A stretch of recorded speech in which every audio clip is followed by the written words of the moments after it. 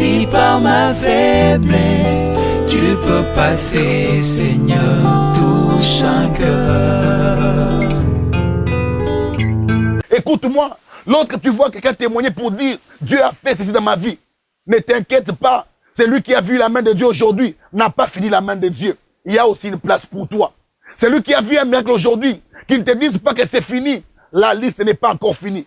Écoute-moi, ton nom peut s'ajouter à la liste des hommes qui vont vivre Dieu aujourd'hui. Alors que tu écoutes ma voix, je te garantis que si tu viens, tu quittes là où tu es, tu entres dans Bethesda, tu rencontreras Dieu. Mais en fait, c'est quoi cette pensée de Bethesda à El Bethesda? Bethesda, c'est la maison des bontés. Mais El Bethesda, c'est le Dieu de la maison des bontés. Tu peux dans une parcelle chez quelqu'un, tu amènes un problème. Mais tant que tu ne rencontres pas les propriétaires de la maison, tu ne rencontres pas les concernés, la maison ne te donnera pas de solution. La maison peut te donner une place, une chaise, peut te donner de l'eau à boire. Mais tant que tu ne rencontres pas les concernés, ta solution n'arrivera pas encore. Et ces messieurs étaient à la piscine de Bethesda. Bonjour bien-aimés dans le Seigneur, c'est le prophète Élie Pasteur ce matin, dans notre joie de partager avec vous une portion de la parole du Seigneur qui pourra changer radicalement votre vie. Nous sommes ensemble dans Jean chapitre 5, du premier verset, on déclare: après cela, il y eut une fête des Juifs. Jésus monta à Jérusalem. Or, à Jérusalem, près de la porte des brebis, il y a une piscine qui s'appelle en hébreu Bethesda, et qui a 5 portiques. Sous ces portiques étaient couchés un grand nombre de malades, des aveugles, des boiteux, de paralytiques, qui attendaient les mouvements de l'eau. Car un ange descendait de temps en temps à la piscine et agitait l'eau. Et celui qui descendait le premier, après que l'eau avait été agitée, était guéri, quelle que fût sa maladie. Là se trouvait un homme malade depuis 38 ans. Jésus l'ayant vu coucher et sachant qu'il était malade depuis longtemps, lui dit: veux-tu être guéri? Le malade lui répondit: Seigneur, je n'ai personne pour me jeter dans la piscine quand l'eau est agitée. Et quand j'y vais, un autre descend avant moi. Lève-toi, lui dit Jésus, prends ton lit et marche. Cette pensée que je voudrais partager avec vous ensemble, une pensée merveilleuse.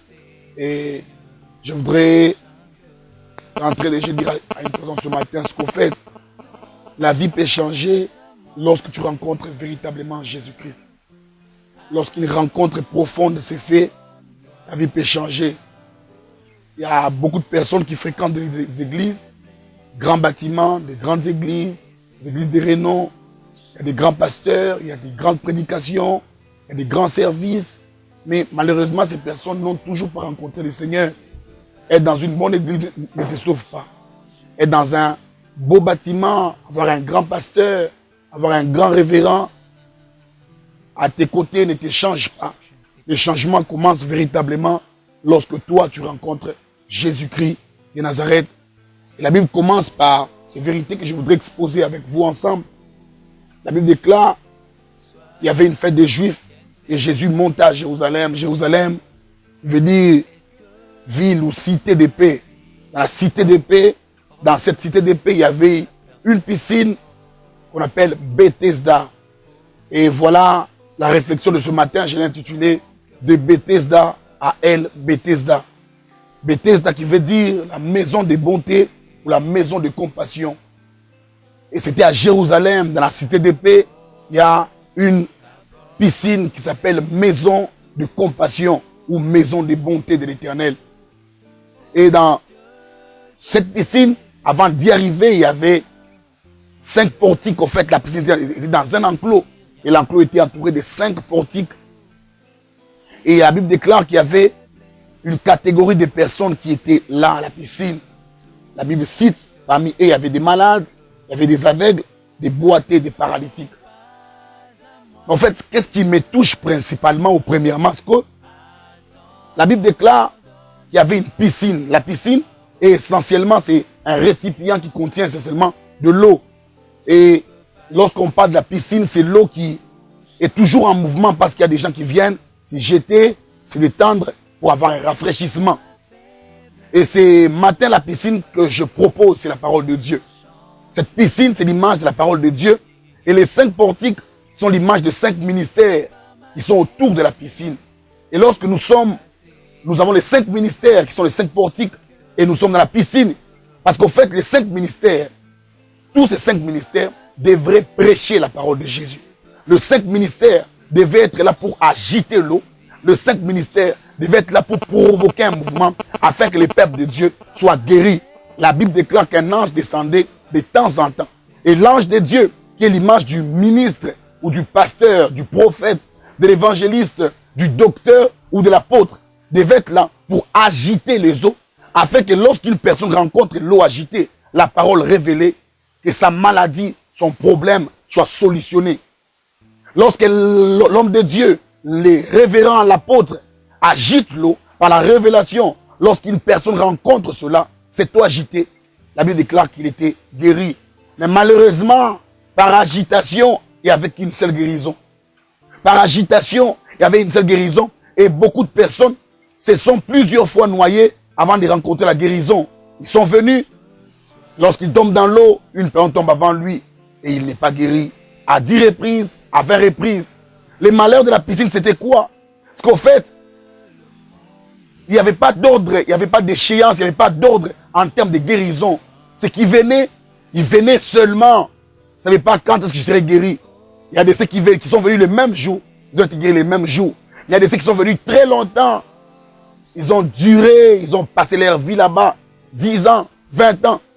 Sans être guéris, mais avec l'espérance qu'un jour, je serai guéri. Et c'est ce qui est merveilleux. Bien-aimé, écoute-moi très bien. Même quand tu n'es pas encore guéri, reste encore à la piscine. Ton tour viendra. Ça peut prendre du temps, ça peut durer, ça peut traîner. Quand tu n'es pas encore guéri, ne t'inquiète pas, ton tour viendra. Ça peut prendre beaucoup d'années. Je priais le Seigneur, ma maladie demeure. Je vais rassurer une femme qui n'accouche pas que Sarah a eu 24 ans à attendre Isaac. Ça a pris du temps, ça a duré, ça a vraiment duré. Mais malgré le temps que ça prenait, un jour plus tard, 24 ou 25 ans plus tard, Isaac était une promesse et devenu une vérité. Je vais te conseiller, ne quitte pas l'église, ne quitte pas la présence de Dieu. Bethesda, c'est la présence ou la maison de bonté. La présence de Dieu, elle active les bontés. Mais même quand tu n'en vis pas encore, demeure dans la présence de Dieu. Ne conditionne pas Dieu par rapport à sa bonté. S'il n'agit pas, je quitte. S'il n'agit pas, je pars. Lorsque j'en venais, ce n'était pas comme sur une boîte de conserve ou un comprimé. Lorsque vous prenez une boîte de conserve, vous lisez derrière, il y a une date d'expiration. Ceux qui venaient ne disaient pas je suis là pour 10 mois, pour 1 an, pour 2 mois, pour 1 semaine. Non, ils venaient seulement pour avoir la guérison. Et tant qu'ils n'étaient pas guéris, ils demeuraient encore là. Je te conseille, bien-aimé, demeure encore là. Reste encore là. On te dira, tu ne comprends pas. Il y a des fétiches dans la famille. Il y a un féticheur dans un coin du quartier qui peut à peine te rencontrer, te guérir. Ne quitte pas encore Bethesda. Tant qu'il n'est pas arrivé, ne quitte pas. Parce que Bethesda, c'est seulement la maison de bonté. Bethesda, c'est seulement les lieux où nous rencontrons Dieu. Mais tant que tu n'as pas encore rencontré Dieu dans la maison de bonté, ne pars pas encore. Et la Bible dit ceci, il y avait 4 types de personnes, 4 chiffres de la stabilité. On parle de malades. Malades, c'est qu'en fait, il y avait des problèmes dans les corps de ces personnes-là. Et ce matin, j'explique la maladie, non pas comme une maladie physique seulement. Mais il y a des gens qui sont malades intérieurement, qui ont des blessures intérieures, qui ont des problèmes en famille. Ils sont malades psychologiquement. Ils sont malades émotionnellement. La femme t'a quitté, le mari t'a quitté, tu te retrouves seul, pas de boulot, pas d'emploi, tu es perdu. Tu te poses des questions, tu te mets à marmonner sur la route chaque jour, un peu de schizophrénie. Écoute-moi, tu es simplement malade, mais avec ta maladie, ne reste pas chez toi. Je t'invite dans la présence de l'Éternel, autour de la piscine, à Bethesda. Je suis prophète, c'est l'un des ministères. Je ne suis qu'une seule porte. Ce matin, une voix, une porte qui crie pour t'inviter à venir à Bethesda. La solution est à Bethesda. Il n'y avait pas que des malades. Il y avait aussi des aveugles, des hommes sans vision. Ils marchent, ils n'ont pas de vision. Ils se contentent seulement de biens matériels. La vision des enfants de Dieu ne devait pas se résumer autour des voitures, des maisons ou je ne sais pas de quoi. La vision des enfants de Dieu devait s'affectionner, s'attacher au royaume des cieux. C'est ça le message de Christ. La première prêche de Christ, il dit quoi? Répentez-vous, car le royaume de Dieu est proche. Un chrétien qui ne fait pas du royaume des cieux une vision est déjà candidat de l'enfer. Je te conseille une vision. Quand tu n'as pas de vision, tu n'avances pas. Le leadership s'assoit sur les principes de la vision. C'est que tu ne vois pas, tu ne le possèdes pas. C'est où tu ne vois pas, tu n'y arrives pas. Et quand tu as une vision, tu avanceras. Mais là, il y avait des aveugles. Et troisièmement, il y avait des boiteux. Les boiteux sont ceux qui boitent. C'est que dire, les Français expliquent ceci. Sont des gens qui ont une disproportionnalité entre leurs jambes. Il y a une jambe qui est plus longue que l'autre. Et ils avaient un problème de vitesse. Ils ne pouvaient pas marcher, arriver au temps. Ils ne saisissaient pas. Des hommes qui perdent des opportunités, qui gaspillent les opportunités. Une offre d'emploi, tu arrives en retard. Une occasion, je ne sais pas de quoi, tu as raté plusieurs fois des opportunités. Ce matin, je te conseille, viens à Bethesda. Ce que nous perdons ailleurs, nous les rencontrons à Bethesda. Ce que nous perdons sur la route, nous les rencontrons à Bethesda. Ce que la famille nous fait perdre, nous pouvons les rencontrer encore à Bethesda. Et alors, en fin de compte, il y avait une dernière catégorie de personnes. On parle des paralytiques. Paralytique veut dire les hommes qui ont tous les membres du corps en place. Les gens pensent que les AVC ont commencé aujourd'hui. Les AVC ont commencé depuis très longtemps. Paralytique veut dire ceci. Le cerveau ne sait plus commander le corps. Le corps est là. Il est en bon état. On voit les pieds, on voit les mains. Mais on ne sait pas user de ces choses-là. On a des potentialités, on a des capacités, mais on ne sait pas en profiter. On a un talent, on a un don, mais on ne sait pas en jouir au maximum. On est paralytique, on est paralysé. Bien-aimé, écoute-moi. Malgré ta paralysie, n'aie pas ailleurs. À Bethesda, c'est la maison des bontés. Jérémie, dans le livre de Lamentation, chapitre 3, au verset 18 jusqu'au verset 22, dit ceci. Quand je pense à l'absinthe et au poison, mon âme est abattue au-dedans de moi. Mon âme est abattue au-dedans de moi. Mais il dit ceci, voici une chose qui me redonnera de l'espérance. Je voudrais lire avec toi ce verset pour pouvoir te donner la pensée de notre bien-aimé Jérémie, le prophète Jérémie, un homme merveilleux. Il dit des choses qui ont touché mon cœur. Il dit ceci, quand je pense à ma détresse et à ma misère, à l'absinthe et au poison, quand mon âme s'en souvient, elle est abattue au-dedans de moi. C'est les prophètes qui parlent. Les prophètes Jérémie, malgré la dimension prophétique, mais quand il pense à sa vie, il dit mon âme est abattue. Ce n'est pas mon corps. Les gens peuvent te voir en bonne santé. On te voit marchant sur la route, belle voiture. Mais intérieurement, tu es déjà mort. Tu as déjà perdu. C'est l'âme qui souffre. Il dit, voici ce que je vais repasser en mon cœur. Ce qui me donnera de l'espérance. C'est quoi? C'est que les bontés de l'Éternel ne sont pas épuisées. Ses compassions ne sont pas à leur terme. Il rachérit pour dire, elles se renouvellent chaque matin. Oh, que ta fidélité est grande. Il dit, les bontés de l'Éternel ne sont pas épuisées. Ils ont puisé la bonté, mais ils n'ont pas épuisé la bonté. Écoute-moi, lorsque tu vois quelqu'un témoigner pour dire, Dieu a fait ceci dans ma vie, ne t'inquiète pas. Celui qui a vu la main de Dieu aujourd'hui n'a pas fini la main de Dieu. Il y a aussi une place pour toi. Celui qui a vu un miracle aujourd'hui, qu'il ne te dise pas que c'est fini. La liste n'est pas encore finie. Écoute-moi, ton nom peut s'ajouter à la liste des hommes qui vont vivre Dieu aujourd'hui. Alors que tu écoutes ma voix, je te garantis que si tu viens, tu quittes là où tu es, tu entres dans Bethesda, tu rencontreras Dieu. Mais en fait, c'est quoi cette pensée de Bethesda à El Bethesda? Bethesda, c'est la maison des bontés. Mais El Bethesda, c'est le Dieu de la maison des bontés. Tu paies dans une parcelle chez quelqu'un, tu amènes un problème. Mais tant que tu ne rencontres pas les propriétaires de la maison, tu ne rencontres pas les concernés, la maison ne te donnera pas de solution. La maison peut te donner une place, une chaise, peut te donner de l'eau à boire. Mais tant que tu ne rencontres pas les concernés, ta solution n'arrivera pas encore. Et ces messieurs étaient à la piscine de Bethesda. Bien-aimé, tu peux être chez quelqu'un dans une belle maison, une jolie palace, un palais extraordinaire, avec lustre en or. Mais quand tu es malade, tu amènes ta maladie à la maison d'une personne, tu ne seras pas guéri. Le problème pour toi, c'est que tu dois rencontrer les propriétaires de la maison ou les concernés pour être guéris. Et ces messieurs étaient dans la maison de bonté, mais ils n'avaient jamais expérimenté la bonté de Dieu. Mais malgré cela, il est resté encore à la piscine. Il n'avait pas expérimenté. 38 ans durant, les gens venaient, les gens témoignaient. Bien aimé, tout le monde peut dire, assis à l'Okama, c'est de la sorcellerie, on a des gens sorcelés, ça ne marche pas. Tout le monde avance. Bien aimé, écoute-moi, ne te sens jamais en retard.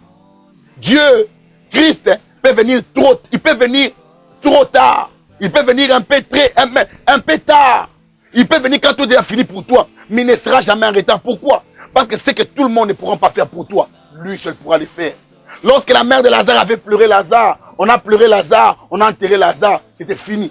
Mais quand lui est venu, on pouvait dire qu'il est venu en retard, mais il était le seul à faire ce qu'aucune personne ne pouvait faire. Bethesda, maison de bonté. Mais elle, Bethesda, c'est le Dieu de la maison de bonté. Il fallait que cet homme rencontre, non pas seulement la maison, mais qu'il rencontre les propriétaires de la maison. La solution pour ta vie, c'est que la rencontre n'a pas encore été faite. Tu vas à l'église, tu adores le Seigneur, tu le sers peut-être, tu donnes des offrandes, actions de grâce, dîmes, mais tu n'as pas encore fait une rencontre personnelle. Tu as avec toi un Jésus qu'on a affiché sur une photo. Tu as avec toi un Jésus qu'on a mis dans un film. Tu as avec toi l'acteur du film de Jésus, mais tu n'as pas encore rencontré le véritable Jésus. Celui que moi je prêche, ce n'est pas celui qui est sur une bague, qui est sur une chaînette. Je ne prêche pas la chaînette, je prêche celui qui vient de la foi. Celui qui vient par l'écoute, l'entendement. Quand tu entends la voix que je prêche ce matin, il peut entrer dans ta vie. Tu peux les rencontrer. Juste en suivant cette vidéo, elle pourra changer toute ta destinée. Et ce monsieur 38 a été là à la piscine. Sans être guéri, il attendait encore son tour. Écoute-moi, bien-aimé dans le Seigneur, je prophétise. C'est ton tour qui vient bientôt. C'est ton tour qui vient bientôt. Ça a déjà duré. Ça te fait pleurer. Tu es rongé intérieurement. Tu pleures matin, midi, soir. Tu dis à Dieu, qu'est-ce qui se passe finalement? Tout le monde se moque de moi. Raillerie à gauche et à droite. Je te conjure. Très bientôt, tu iras à haute voix et tu témoigneras que réellement, les bontés de l'Éternel ne sont pas épuisées. Il dit, ces bontés ne sont pas épuisées, mais elles se renouvellent. C'est que chaque jour, chaque matinée, le compte revient à zéro. Bien-aimé, écoute-moi, ceux qui ont vécu la main de Dieu hier ne te diront pas qu'aujourd'hui Dieu ne fera rien. Non, aujourd'hui encore Dieu agit. Le compteur est à zéro. Il y a dans la classification un miracle qui porte identiquement ton nom. Et c'est pour toi. Et lorsque la soif a grandi, 38 ans durant, personne ne pouvait l'aider. Il se bat pour aller à l'eau. Il se battait. Je vais faire comment? Je ne resterai pas assis au même endroit. Il fallait courir. L'eau est agitée. Quelquefois, l'eau pouvait être agitée seule. Il est là à la piscine seul. Tout le monde a été guéri. L'eau est agitée, mais c'est un paralytique. Il se démêle pour arriver. Alors qu'il se démêle à peine à un pas de la piscine. Une autre personne vient aveugle, qui vient à peine d'entrer. Il est aveugle, mais il marche quand même. En train de courir, il se jette seulement dans l'eau. Et les paralytiques, expérimentés, il voit de ses yeux comment les autres guérissaient. Mais écoute-moi. De la même manière que tu as vu plusieurs fois Dieu guérir des malades à tes côtés. Les jours qui viennent, les gens aussi verront ta guérison. Et aussi expérimenteront. Ils sont dans une salle, ils vont voir comment est-ce que Dieu t'a aussi guéri. De la même manière que tu as vu plusieurs fois Dieu élever des gens. De la même manière aussi, les gens verront ton élévation avant que tu ne meurs. De la même manière que tu as vu des gens être embauchés, avoir un boulot par Dieu, tu seras aussi embauché. Tu auras un boulot et tu témoigneras que Dieu est fidèle. Pourquoi?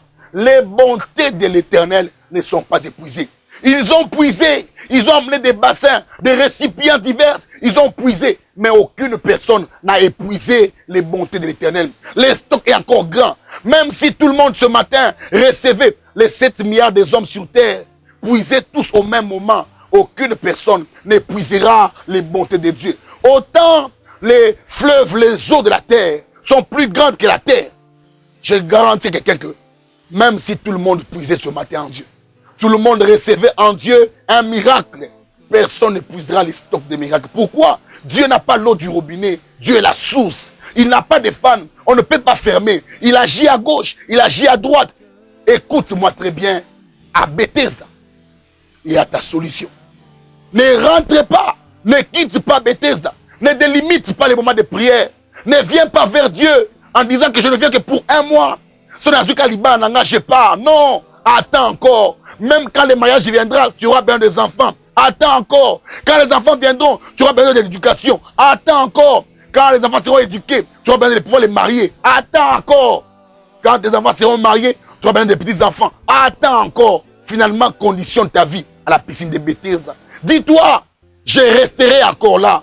Année après année, c'est difficile, mais je resterai encore là. Pourquoi? C'est lui qui a fait la promesse est fidèle. Dieu est fidèle. Bien-aimé, écoute-moi, il n'y a personne au monde qui t'aime comme Dieu. Il n'y a personne au monde qui est compatissant comme Dieu pour ta vie. Il te connaît. Il connaît ton problème. Il les connaît profondément. Et lorsque le Christ entre, le Christ ne part pas vers toutes ces personnes qui étaient assises là. Il avance directement. Le Christ venait directement. La Bible dit ceci. Il savait que les messieurs avaient passé beaucoup de temps à la piscine. Il connaît que tu as duré dans la présence de Dieu. Tu as gêné, tu as prié. Il le sait. Il n'a rien oublié. Lorsque tout le monde guérissait en étant mouillé, lorsqu'on voyait un homme qui était Bethesda mouillé, on se disait, waouh, il vient d'être guéri. Mais c'est le seul monsieur qui a réussi un miracle spécial. Quand la soif a grandi, il est resté là. Il est resté là. Il est resté encore. Et quand Christ vient, ce n'est pas lui qui se jette dans l'eau, c'est plutôt l'eau qui se jette sur l'eau. Et lorsque l'eau se jette sur toi, vous voyez, tous ceux qui ont été guéris à Bethesda, on ne parle pas de l'histoire de la Bible. Pourquoi? Et ils se sont jetés dans l'eau. Mais la seule personne qu'on parle de l'histoire de la Bible ici, c'est ces messieurs sur qui l'eau est tombée. Lorsque l'eau est tombée sur lui, c'est de lui qu'on va parler. Écoute-moi, c'est de lui qu'on va parler. Dans la famille, ceux qui ont eu des voitures, des maisons, qui ont été riches, qui ont eu la stabilité, on ne parle pas d'eux. Mais l'histoire de la famille va commencer avec toi. C'est toi qui vas élever le nom de la famille. Comme Dieu a dit à Abraham, je rendrai ton nom grand. Son père Terah n'a pas de grand nom. La Bible, on ne parle pas de lui. Mais c'est toi par qui Dieu passera pour élever le nom de la famille. Tes frères, tes sœurs s'affileront derrière toi. On parlera d'eux parce que toi, tu as élevé le nom de la famille. Pourquoi? Les bontés de l'Éternel ne sont pas épuisées. Bien-aimé, quitte Bethesda. Reste plutôt à Bethesda. Et demeure à Bethesda pour vivre les vrais dieux. Les dieux qu'on appelle El Bethesda. Les dieux de la bonté. Qui a compassion de toi. Qui connaît ton problème. Tu as un ministère compliqué. L'église t'a rejeté. Tu te disais, si la famille m'abandonne, mais l'église ne me rejettera pas. Ton pasteur t'a rejeté. Chassé de l'église comme moi. On t'a pris à l'église, allez, sors. Ton père t'a chassé comme moi. Mais j'ai été chassé de l'église. Je n'oublie jamais l'histoire. La nuit du 30 septembre au 1er octobre, mon pasteur à l'époque m'a chassé de l'église. Mais quel désespoir, quelle humiliation, quelle confusion. Mais c'est en ces moments-là que nous avons encore besoin de Dieu. Mais ne trouve aucune raison pour quitter Dieu. Ne trouve aucune raison pour abandonner Dieu. Ne dis jamais Dieu m'a déçu. Dieu ne déçoit jamais. Il ne déçoit jamais. Ça peut être très compliqué. La Bible dit ceci. C'est de la poussière que Dieu va chercher. Lui, le Dieu grand. Il ne part pas dans les palais, mais il part dans la poussière. Du fumier, il relève l'indigent. La Bible dit ceci. C'est pour les faire asseoir avec les grands. Écoute-moi, bien-aimé Seigneur. Saül ne savait pas que lorsqu'il a référé vers Samuel, il y avait un salon, 30 personnes assises, mais il y avait une chaise à la tête du salon. Mais écoute-moi, toi tu avances seulement. Avance encore. Avance encore. Il y a une place que Dieu a déjà réservée par la voix du prophète. La voix du prophète, je ne suis qu'une porte. Je ne suis qu'une porte. Je suis qu'une voix. La voix qui crie dans les déserts. Je suis le coq qui a chanté la nuit de la mort de Jésus-Christ pour signaler à Pierre que la prophétie ne ment jamais. Je te conjure, reste encore à Bethesda. Et Bethesda, Bethesda viendra lui-même et il confirmera sa parole. Moi, je m'appelle Eli Patient Lupungu. Je suis pasteur responsable de Fire Church et de la grande vision de Bonjour Saint-Esprit, Ministries internationales. Notre église est à Kinshasa, dans la République démocratique du Congo. Et nous sommes là, à Lemba, sur l'avenue Boulevard Salongo numéro 68. Et nous nous réunissons chaque lundi et vendredi, de 16h30 à 19h, et le dimanche, de 8h à 10h. Il y a un numéro qui s'affichera au bas de votre écran. Si vous voulez nous rencontrer, prier avec nous ensemble, travailler avec nous ensemble, collaborer avec nous ensemble, appelez-nous. Nous serons avec vous, nous prierons avec vous. Et les dieux de la maison de Dieu, les dieux de la maison de bonté, vous rencontrera personnellement et changera votre vie. Ne vous inquiétez pas, votre vie va changer. Je vous conjure que votre vie va changer. Ça a pris du temps, mais le temps de Dieu est arrivé maintenant. Votre visitation. Que Dieu vous bénisse. Je vous rassure que finalement, vous chanterez aussi. Finalement, vous crierez aussi. Finalement, vous direz aussi que Dieu est merveilleux.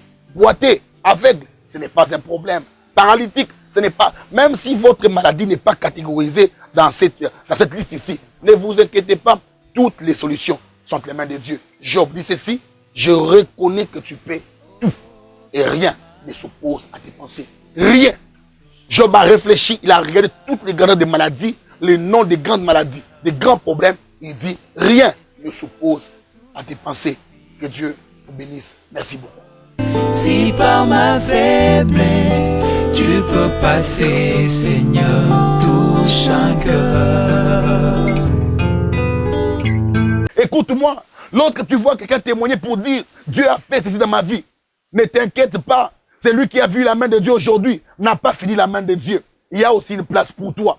Celui qui a vu un miracle aujourd'hui, qui ne te dise pas que c'est fini, la liste n'est pas encore finie. Écoute-moi, ton nom peut s'ajouter à la liste des hommes qui vont vivre Dieu aujourd'hui. Alors que tu écoutes ma voix, je te garantis que si tu viens, tu quittes là où tu es, tu entres dans Bethesda, tu rencontreras Dieu. Mais en fait, c'est quoi cette pensée de Bethesda? El Bethesda. Bethesda, c'est la maison de bonté. Mais El Bethesda, c'est le Dieu de la maison de bonté. Tu peux dans une parcelle chez quelqu'un, tu amènes un problème. Mais tant que tu ne rencontres pas les propriétaires de la maison, tu ne rencontres pas les concernés, la maison ne te donnera pas de solution. La maison peut te donner une place, une chaise, peut te donner de l'eau à boire. Mais tant que tu ne rencontres pas les concernés, ta solution n'arrivera pas encore. Et ces messieurs étaient à la piscine de Bethesda.